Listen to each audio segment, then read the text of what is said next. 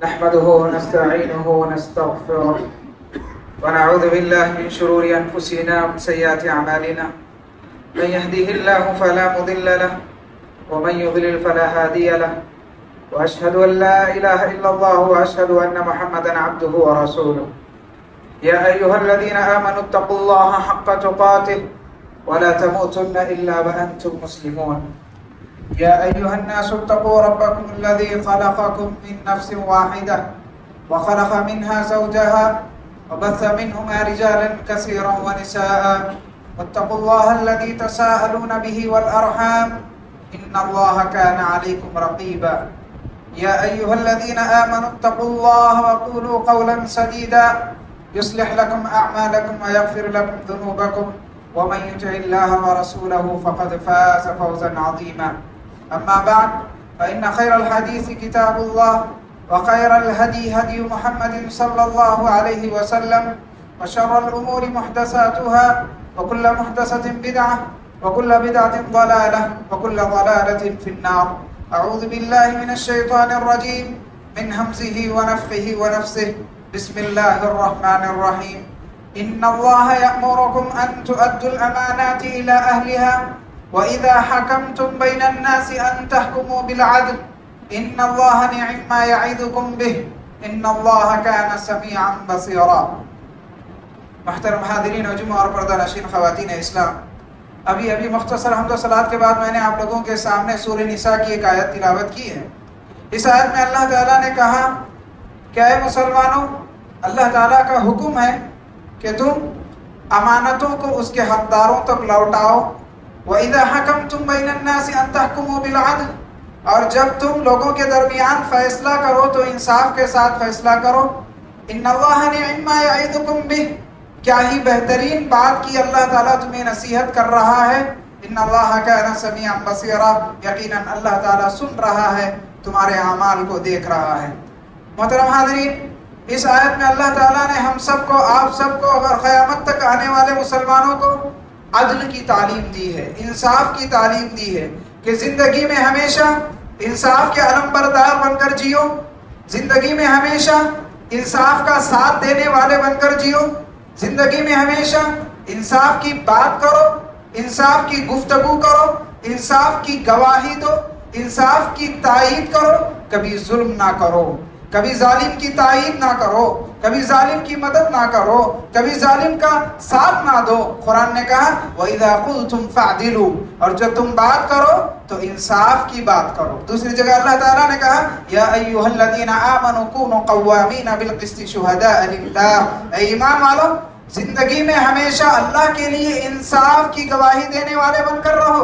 وَلَوْ عَلَىٰ أَنفُسِكُمْ، بھلے سے یہ انصاف کی گواہی تمہیں اپنی ذات کے خلاف دینی کیوں نہ پڑ جائے، بھلے سے یہ انصاف کی گواہی تمہیں اپنے ماں باپ کے خلاف دینی کیوں نہ پڑ جائے، بھلے سے یہ انصاف کی گواہی تمہیں اپنے رشتہ داروں کے خلاف دینی کیوں نہ پڑ جائے. بہرحال ہر حال میں انصاف کی گواہی دو، انصاف کی بات کرو، چہرے نہ دیکھو، رشتے نہ دیکھو، خاندان نہ دیکھو، نسب نہ دیکھو، ذات نہ دیکھو، مال نہ دیکھو، دولت نہ دیکھو، عہدہ نہ دیکھو، منصب نہ دیکھو، ہمیشہ انصاف کی بات کرو، ہمیشہ انصاف سے کام لو. محترم حاضرین، عدل، انصاف، یہ جو اسلام کی بنیادی اور اساسی تعلیمات میں سے، اسلام کی ایک اہم اور بنیادی تعلیمات میں سے، اور آپ دیکھیں گے شریعت نے جتنی بھی ہم کو تعلیمات دی ہیں، شریعت کی تعلیمات میں، شریعت کے احکام میں آپ کو عدل و انصاف نظر آئے گا. بطور مثال اور نمونہ میں نے آپ کے سامنے پیش کرتا ہوں. میراث کا قانون ہے،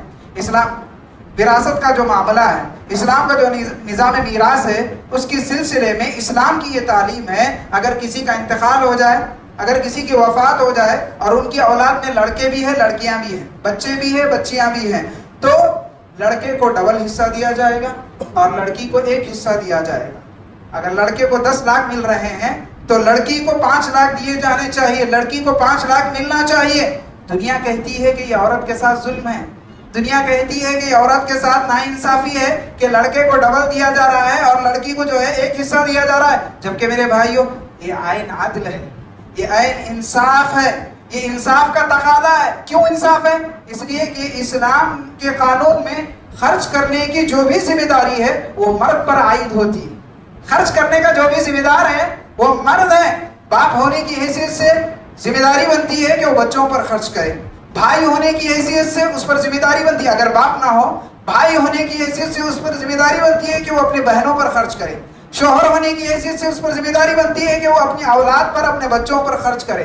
خرچ کرنے کی بات جب بھی آتی ہے تو شریعت کہتی ہے کہ اس کی ذمہ داری مرد پر ہے. خرچ کرنے کا ذمہ دار مرد ہے. اس لیے شریعت نے عورت پر زندگی کے کسی مرحلے میں خرچ کرنے کی ذمہ داری نہیں ڈالی ہے.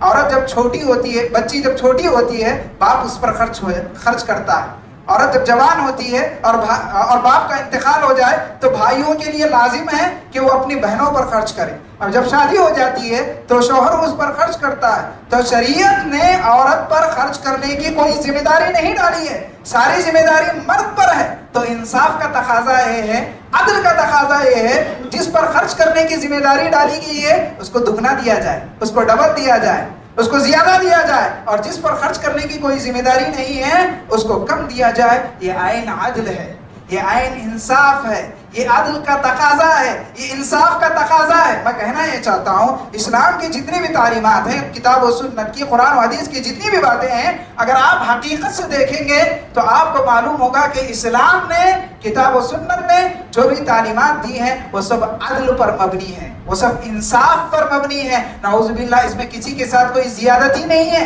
اس میں یہاں پر کسی کے ساتھ کوئی ظلم نہیں کیا جاتا ہے. حاضرین, شریعت کہتی ہے کہ مشکل سے مشکل حالات میں بھی, مشکل سے مشکل اوقات میں بھی تمہارے ہاتھ سے انصاف کا دامن نہیں چھوٹنا چاہیے. مشکل سے مشکل حالات میں بھی تم انصاف کے تقاضوں کو بھولنا نہیں چاہیے, انصاف کے تقاضوں کو فراموش نہیں کرنا چاہیے. قرآن نے کہا وَلَا يَجْرِمَنَّكُمْ شَنَآنُ قَوْمٍ عَلَىٰ أَلَّا تَعْدِلُوا. اور میرے بھائیو, آپ جانتے ہیں انسان کے لیے انصاف کرنا سب سے زیادہ کہاں مشکل ہوتا ہے؟ اپنے دشمنوں کے ساتھ انصاف کرنا سب سے زیادہ مشکل ہو جاتا ہے.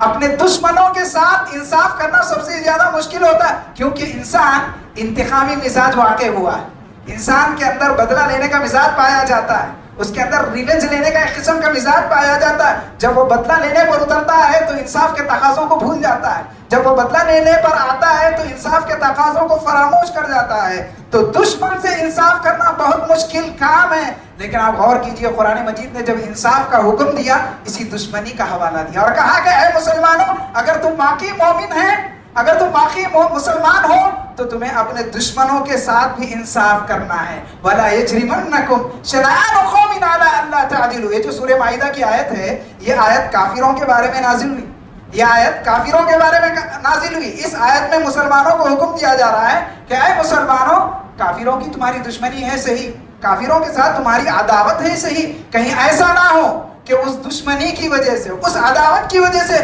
کہیں تم ان پر ظلم نہ کر بیٹھو. یہ دشمنی, یہ عداوت کہیں تمہیں ظلم پر آمادہ نہ کرے. ایسا نہیں ہونا چاہیے, ظلم نہ کرو بلکہ انصاف سے کام لو.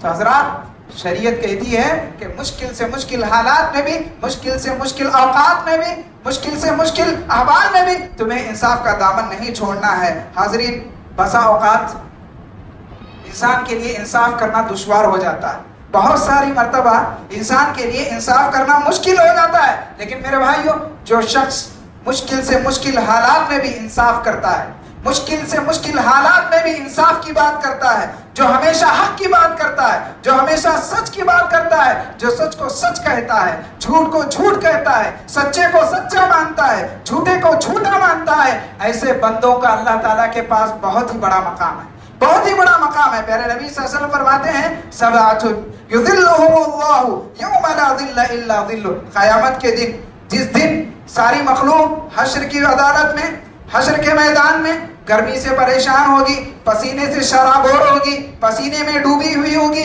اس وقت, اس دن جن خوش نصیبوں کو اللہ تعالیٰ اپنے عرش کے سائے میں جگہ دے گا یا اپنے سائے میں جگہ دے گا, ان میں سے ایک آدمی وہ بھی ہوگا امام عادل, وہ حکمران, وہ بادشاہ, وہ ذمہ دار جو اپنی رعایا کے ساتھ انصاف کرتا ہے, جو اپنے لوگوں کے ساتھ انصاف کرتا ہے, جو اپنے ماتحتین کے ساتھ انصاف کرتا ہے, جو اس کے انڈر میں لوگ کام کر رہے ہیں ان کے ساتھ انصاف کرتا ہے، جس کی جانب سے کبھی ظلم نہیں ہوتا، جس کی جانب سے لوگوں پر کبھی ظلم نہیں ہوتا۔ دیکھیے بادشاہ کے پاس اختیار ہوتا ہے، بادشاہ کے پاس اقتدار ہوتا ہے، بادشاہ کے پاس طاقت ہوتی ہے، بادشاہ کے پاس فوج ہوتی ہے، بادشاہ کے پاس پاور ہوتا ہے۔ اکثر یہ دیکھا گیا ہے کہ بادشاہ اپنی اختیارات کا غلط استعمال کرتے ہیں، اپنے اقتدار کا غلط استعمال کرتے ہیں، اپنی طاقت کا غلط استعمال کرتے ہیں، اپنی فوج کا غلط استعمال کرتے ہیں، اپنی پاور اور اپنی طاقت کے بل بوتے پر لوگوں کو ستاتے ہیں، لوگوں کو تکلیف دیتے ہیں، لوگوں پر ظلم کرتے ہیں۔ لیکن پیارے نبی صلی اللہ علیہ وسلم فرما رہے ہیں اگر کوئی صاحب اختیار، اگر کوئی صاحب اقتدار رکھتے ہوئے، اختیار رکھتے ہوئے، طاقت رکھتے ہوئے، پاور رکھتے ہوئے، فوج رکھتے ہوئے، سب کچھ رکھتے ہوئے اپنی رعایا کے ساتھ انصاف کرتا ہے، اپنے لوگوں کے ساتھ انصاف کرتا ہے، اپنے ماتحتین کے ساتھ انصاف کرتا ہے، اس کے انڈر میں جو لوگ ہیں ان کے ساتھ انصاف کرتا ہے، تو کل رب العالمین کا سایہ ایسا شخص پائے گا، ایسے شخص کو کل رب العالمین کا خصوصی سایہ نصیب ہوگا۔ یہ کتنا بڑا اعزاز ہے میرا بھائیو، یہ کتنا بڑا انعام ہے میرے بھائیو، یہ کتنا بڑا شرف ہے میرے بھائیو۔ حاضرین، پیارے نبی صلی اللہ علیہ وسلم نے عدل و انصاف کی جو تعلیم ہے صرف زبانی طور پر نہیں بتائی، صرف نظریاتی طور پر آپ صلی اللہ علیہ وسلم نے لوگوں کو انصاف کی تعلیم نہیں دی، صرف آپ صلی اللہ علیہ وسلم نے انصاف کی تعلیم کے لیے صرف تھیری نہیں بتائی، بلکہ دنیا والوں کے سامنے جب وقت آیا تو انصاف کے نمونے بھی پیش کیے۔ پریکٹیکل طور پر آپ صلی اللہ علیہ وسلم نے لوگوں کے سامنے انصاف کے نمونے پیش کیے۔ آپ جانتے ہیں پیارے نبی صلی اللہ علیہ وسلم کے زمانے میں ایک بڑے خاندان کی ایک عورت چوری میں ملوث ہوگی۔ پیارے نبی صلی اللہ علیہ وسلم کے زمانے میں ایک بڑے خاندان کی ایک عورت چوری میں ملوث ہوگی، چوری ہوگی۔ بہرحال انسان تھے جن کا نام تھا فاطمہ مخزومیہ، بنو مخزوم خاندان کا نام تھا۔ اس خاندان کی یہ عورت چوری میں ملوث ہو گئی۔ اب شریعت کا قانون ہے، ہاتھ چور کا ہاتھ کاٹا جائے گا، قرآن کا حکم ہے والسارق والسارقۃ فاقطعوا ایدیہما، یہ تو قرآن کا حکم ہے، چور کا ہاتھ کاٹا جائے گا۔ اب لوگ پریشان ہو گئے کہ بڑے خاندان کی عورت کیسے اس کا ہاتھ کاٹا جائے گا۔ لوگوں نے اسامہ بن زید رضی اللہ عنہ کو بھیجا کہ آپ تو اللہ کے نبی کے لاڈلے ہیں، آپ تو اللہ کے نبی کے چہیتے ہیں، آپ تو اللہ کے نبی کے قریبی ہیں۔ میں آپ کو ایک بات بتاؤں، اسامہ بن زید رضی اللہ عنہ ان کا ٹائٹل ہے، ان کا لقب ہے حب رسول اللہ، پیارے نبی صلی اللہ علیہ وسلم کے چہیتے تھے، یہ لاڈلے تھے پیارے نبی صلی اللہ علیہ وسلم کے، پیارے نبی صلی اللہ علیہ وسلم کے قریبی تھے یہ اسامہ بن زید رضی اللہ عنہ۔ چنانچہ لوگوں نے اسی کا حوالہ دیتے ہوئے کہا کہ آپ اللہ کے نبی کے چہیتے ہو، اللہ کے نبی کے لاڈلے ہو، اللہ کے نبی کے قریبی ہو، جاؤ اللہ کے نبی صلی اللہ علیہ وسلم کے پاس اور جا کے سزا معاف کروا کے آؤ، کیونکہ بڑے خاندان کی عورت ہے۔ اسامہ بن زید رضی اللہ عنہ آپ صلی اللہ علیہ وسلم کی خدمت میں آئے اور آ کر کہا اللہ کے نبی معاف کیجیے، چھوڑ دیجیے، درگزر کر دیجیے۔ پیارے نبی صلی اللہ علیہ وسلم کا چہرہ غصے سے لال ہو گیا، پیارے نبی صلی اللہ علیہ وسلم کا چہرہ غصے سے سرخ ہو گیا۔ آپ صلی اللہ علیہ وسلم نے یہ نہیں دیکھا کہ چوری کرنے والی ایک بڑے خاندان کی ہے، آپ صلی اللہ علیہ وسلم نے یہ نہیں دیکھا کہ سفارشی کرنے والا میرا لاڈلا ہے، میرا چہیتا ہے، میرا قریبی ہے۔ آپ کی نظر صرف اور صرف اللہ کے قانون پر تھی، آپ صلی اللہ علیہ وسلم کی نظر صرف اور صرف اللہ کی شریعت پر تھی۔ آپ صلی اللہ علیہ وسلم کا غصہ، آپ صلی اللہ علیہ وسلم کا چہرہ غصے سے سرخ ہو گیا، غصے سے لال ہو گیا۔ اس کے بعد آپ صلی اللہ علیہ وسلم نے حضرت اسامہ بن زید سے کہا اتشفع فی حد من حدود اللہ، اتشفع فی حد من حدود اللہ، اللہ کے قانون کے سلسلے میں سفارش کرنے کے لیے آئے ہو، اللہ کی شریعت کے سلسلے میں سفارش کرنے کے لیے آئے ہو؟ تم بھول گئے ہو کیا تم سے پہلی جو امتیں ہلاک ہوئی، تم سے پہلی جو امتیں برباد ہوئی، تم سے پہلی امتیں جو تباہ ہوئی، ان کی غلطی کیا تھی معلوم ہے؟ ان کی غلطی یہ تھی کہ اگر ان میں کا کوئی بڑا آدمی غلطی کرتا، ایک امیر آدمی غلطی کرتا، بڑے خاندان کا آدمی غلطی کرتا، ایک بڑے باپ کی اولاد غلطی کرتا، اس کو چھوڑ دیا جاتا تھا، اس کو معاف کر دیا جاتا تھا۔ اگر وہی ایک غریب آدمی غلطی کرتا، ایک چھوٹا آدمی غلطی کرتا، ایک فقیر آدمی غلطی کرتا، تو اس کو پکڑ کر سزا دی جاتی تھی۔ آپ صلی اللہ علیہ وسلم نے کہا کہ پچھلی امتیں اس لیے ہلاک ہوئی کہ انہوں نے چہرے دیکھ کر فیصلہ کی، انہوں نے حیثیت دیکھ کر فیصلہ کرنا شروع کیا، انہوں نے پیسوں کو دیکھ کر فیصلہ کرنا شروع کیا۔ اس کے بعد آپ صلی اللہ علیہ وسلم نے ایک تاریخی جملہ کہا اور کہا واللہ لو ان فاطمہ بنت محمد سرقت لقطعت یدها۔ آپ صلی اللہ علیہ وسلم نے کہا کہ اللہ کی قسم اگر اس فاطمہ کی جگہ میری بیٹی فاطمہ بنت محمد بھی ہوتی، آج تم دیکھتے کہ محمد اپنے ہاتھوں سے اپنی بیٹی کا ہاتھ کاٹ دیتا۔ صلوات اللہ وسلامہ علیہ۔ یہ ہے اسلام میرے بھائی، یہ ہے انصاف کا دین، یہ دین عدل ہے، یہ دین انصاف ہے، یہاں چہرے نہیں دیکھے جاتے، یہاں خاندان نہیں دیکھے جاتے، یہاں رشتے نہیں دیکھے جاتے، یہاں ذات نہیں دیکھا جاتا، یہاں سیاسی پاور اور طاقت نہیں دیکھی جاتی، یہاں فیصلے صرف اور صرف قانون اور شریعت کی روشنی میں کیے جاتے ہیں۔ حاضرین، عدل و انصاف یہ اتنی اچھی صفت ہے، یہ اتنی اعلیٰ صفت ہے، یہ اتنی بلند صفت ہے کہ پیارے نبی صلی اللہ علیہ وسلم نے ایسے کافر کو بھی قدر کی نگاہوں سے دیکھا جس کے پاس انصاف تھا۔ پیارے نبی صلی اللہ علیہ وسلم نے ایسے کافر کو بھی قدر کی نگاہوں سے دیکھا جس کے پاس انصاف تھا۔ آپ جانتے ہیں ابتدائی دنوں میں، ابتدائی اسلام میں، مکے میں جب مسلمانوں کے لیے مکے میں رہنا دشوار ہو گیا، حالات مشکل ہو گئے، تو پیارے نبی صلی اللہ علیہ وسلم نے مسلمانوں کو حبشہ کی طرف ہجرت کرنے کا حکم دیا۔ حبشہ ایک کنٹری ہے جسے آج ایتھوپیا کہا جاتا ہے، وہ ایک افریقن کنٹری ہے۔ آپ صلی اللہ علیہ وسلم نے حبشہ کی طرف ہجرت کرنے کا حکم دیا۔ کیوں؟ آپ صلی اللہ علیہ وسلم نے کہا فَإِنَّ بِهَا مَلِكًا لَا يُظْلَمُ عِنْدَهُ أَحَدٌ۔ حالانکہ حبشہ کا جو بادشاہ تھا نا، وہ نجاشی، وہ مسلمان نہیں تھا، وہ عیسائی تھا، وہ نصرانی تھا، وہ کرسچن تھا، لیکن وہ بڑا انصاف پسند تھا، وہ کسی پر ظلم نہیں کرتا تھا۔ تو آپ صلی اللہ علیہ وسلم نے مسلمانوں کو مکہ سے حبشہ کی طرف ہجرت کرنے کا حکم دیا، اور آپ صلی اللہ علیہ وسلم کے حکم کی وجہ سے بہت سارے مسلمانوں نے حبشہ کی طرف ہجرت کی اور وہاں جا کر امن کے ساتھ رہنے لگے۔ تو کہنا یہ ہے، غیر مسلم کے پاس بھی اگر انصاف ہو، غیر مسلم کے پاس بھی اگر عدل ہو، تو آپ صلی اللہ علیہ وسلم نے ایسے غیر مسلم کو بھی قدر کی نگاہوں سے دیکھا، عزت کی نگاہوں سے دیکھا۔ حضرات، شریعت مجھ کو اور آپ کو حکم دیتی ہے کہ زندگی میں ہر قدم عدل و انصاف کے تقاضوں پر قائم رہنا چاہیے۔ زندگی میں ہمیشہ انصاف پر قائم رہنا چاہیے۔ خاص طور پر شریعت نے ماں باپ کو اور والدین کو حکم دیا ہے کہ وہ اپنی اولاد کے درمیان انصاف کرے۔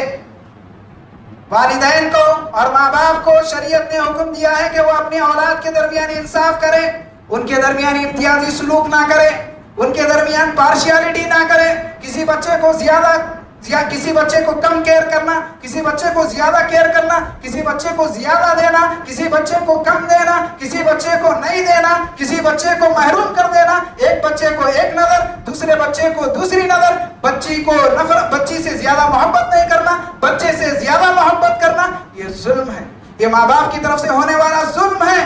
دیکھیے، ایک ہوتا ہے دل کا میلان، دل کا رجحان، دل کی محبت، یہ انسان کے کنٹرول کے باہر ہے۔ انسان کو اپنے بچوں میں 4 بچے ہیں، ان میں سے کسی بچے سے زیادہ محبت ہو جاتی ہے۔ عام طور پر باپ کو اپنی بچی سے زیادہ محبت ہوتی ہے، ماں کو اپنے بچے سے جو لڑکا ہوتا ہے اس سے زیادہ محبت ہوتی ہے۔ یہ دل کا میلان ہے، یہ دل کا رجحان ہے، اس پر کوئی گرفت نہیں ہے، لیکن اس محبت کی وجہ سے، اس میلان کی وجہ سے، اس رجحان کی وجہ سے اپنے بچوں میں تمیز کرنا، اپنے بچوں میں فرق کرنا، اپنے بچوں میں ڈیفرینشیٹ کرنا، کسی کو دلانا، کسی کو نہیں دلانا، کسی کو نوازنا، کسی کو نہیں نوازنا، کسی کو اچھی چیز دلانا، کسی کو کم تر چیز دلانا، کسی کو نیا دلانا، کسی کو پرانی چیز دلانا، یہ ماں باپ کی طرف سے ہونے والا ظلم ہے۔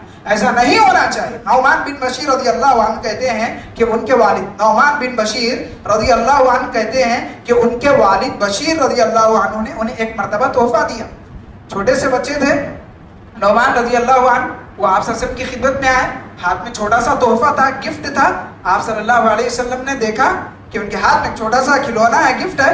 آپ صلی اللہ علیہ وسلم نے ان سے پوچھا اکل ولد نحلتہ ھذا، تمہاری جتنی بھی اولاد ہے، تمہارے جتنے بھی بچے ہیں، سب کو تم نے ایسا تحفہ دیا ہے کیا؟ سب کو تم نے ایسا گفٹ دیا ہے کیا؟ کہا کہ نہیں، صرف نعمان کو دیا ہے۔ تو آپ صلی اللہ علیہ وسلم نے کہا آیا سارے بچوں کو ایسا تحفہ دے دو یا نعمان کو دیا ہوا تحفہ واپس لے لو۔ اس کے بعد آپ صلی اللہ علیہ وسلم نے ایک اہم بات بتائی۔ آپ صلی اللہ علیہ وسلم نے کہا کیا تم نہیں چاہتے کہ تمہاری ساری اولاد تمہارے ساتھ حسن سلوک کرے؟ کیا تم نہیں چاہتے کہ تمہاری ساری اولاد تمہاری فرمانبرداری کرے؟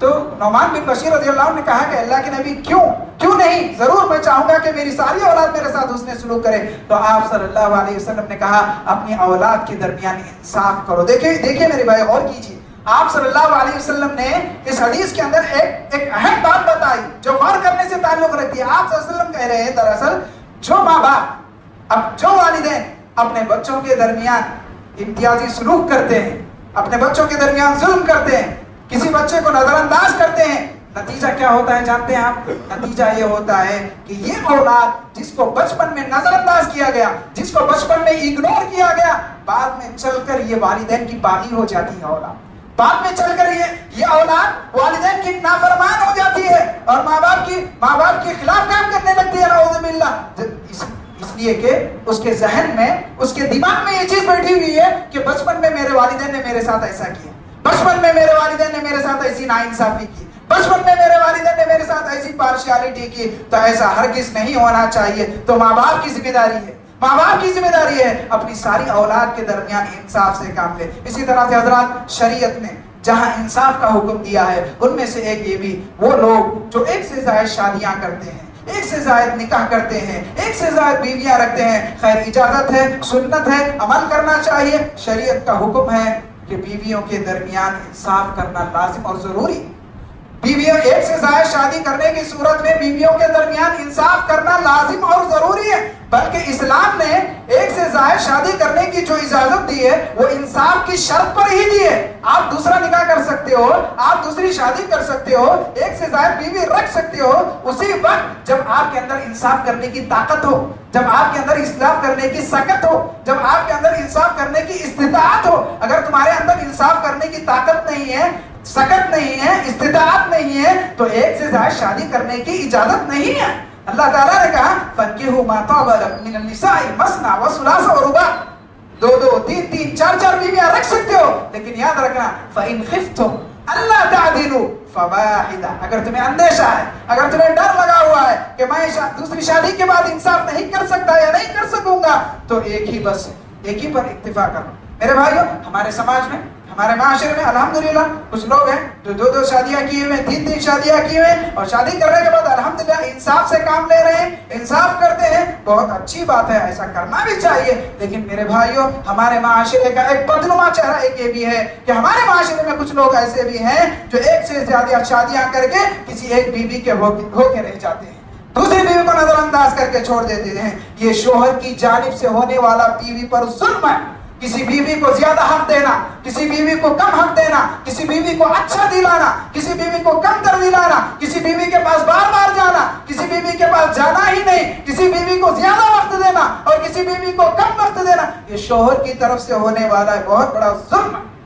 کتنی سخت وعید ہے ایسے شخص کے حق میں جو ایک سے زیادہ شادی کرنے کے بعد ان کے درمیان انصاف نہیں کرتا۔ کتنی سخت وعید ہے ایسے شخص کے حق میں۔ آپ صلی اللہ علیہ وسلم نے فرمایا جو شخص دو بیویاں رکھنے کے بعد ان کے درمیان انصاف نہ کرے، ان کے درمیان انصاف سے کام نہ لے، قیامت کے دن حشر کے میدان میں اس حالت میں آئے گا کہ اس کا ایک حصہ فالج زدہ ہوگا، اس کا ایک حصہ فالج زدہ ہوگا، اس کا ایک جانب جھکا ہوا ہوگا، وہ لنگڑاتا ہوا آئے گا، اور لوگ اس کی چلن کو دیکھ کر سمجھ جائیں گے کہ یہ وہ شخص ہے جو اپنی بیویوں کے درمیان انصاف نہیں کرتا تھا۔ تو ایسے لوگوں کو اللہ سے ڈرنا چاہیے، ایسے لوگوں کو اللہ کا خوف کھانا چاہیے، اپنی بیویوں کے درمیان انصاف کرو۔ اور آپ جانتے ہیں ہماری اسی ناانصافی کی وجہ سے، ہماری اسی بدعملی کی وجہ سے، ہماری اسی ظلم کی وجہ سے اسلام بدنام ہوتا ہے، اسلامی تعلیمات کا مذاق اڑایا جاتا ہے۔ آج میں اور آپ دیکھتے ہیں ہمارے سماج میں جو لوگ ایک سے زائد شادی کے نام سے ڈرتے ہیں آج، کیوں؟